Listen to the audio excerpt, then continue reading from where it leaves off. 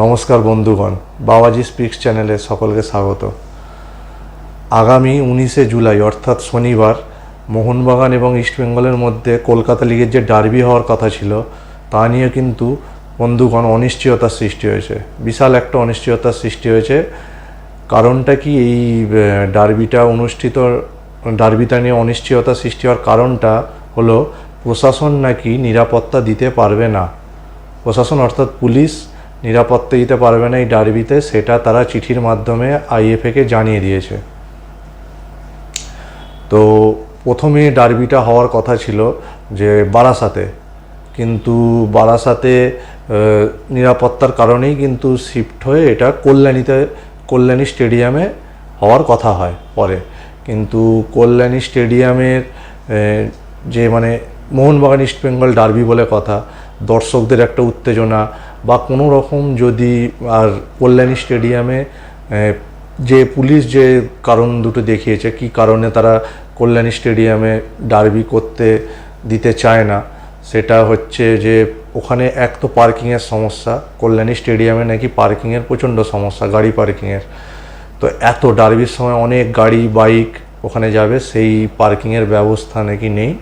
আর যেটা দ্বিতীয় কারণ সেটা হচ্ছে যে ফেন্সিং, কল্যাণী স্টেডিয়াম খোলা, ফেন্সিং নেই।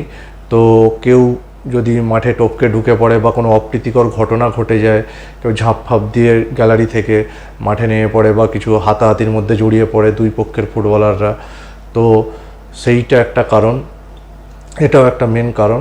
তো সেই জন্যই পুলিশ চাইছে যে ডার্বিটা পরে হোক এবং এমন কোনো একটা মাঠে হোক যেখানে নিরাপত্তা নিয়ে সমস্যা না হয়।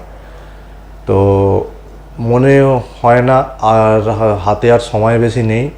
তো এই নিয়ে আইএফএ বৈঠক করছে, বৈঠকে বসার কথা আছে আবার পুলিশের সাথে, প্রশাসনের সাথে। কিন্তু মনে হয় না প্রশাসন কিন্তু সাফ জানিয়ে দিয়েছে যে এই ডার্বি অনুষ্ঠিত তারা এই নিরাপত্তা তারা দিতে পারবে না। 13,000-এর মতো প্রায় টিকিট ছাড়ার কথা, আইএফএ টিকিট ছাড়বে বলেছিল। তো এই এত হিউজ ক্রাউড, 13,000 ক্রাউডটা কিন্তু কল্যাণী স্টেডিয়ামে, কিন্তু এটা একটা হিউজ ক্রাউড। তো সেইটা তারা এই হিউজ ক্রাউডকে কন্ট্রোল তারা করতে পারবে না। সেই ফেসিলিটি এবং ব্যবস্থা পরিকাঠামো কিন্তু কল্যাণী স্টেডিয়ামে নেই, এটা পুলিশের তরফ থেকে সাফ জানিয়ে দেওয়া হয়েছে আইএফএকে। তো দেখা যাক বন্ধুগণ যে ডার্বিটা আদৌ আইএফএ কোন মাঠে এবং কবে করে, সেটা অবশ্যই পরে জানাবো আপনাদের। তো বন্ধুগণ, ভিডিওটা ভালো লাগলে চ্যানেলটা লাইক এবং সাবস্ক্রাইব করে দেবেন। ধন্যবাদ।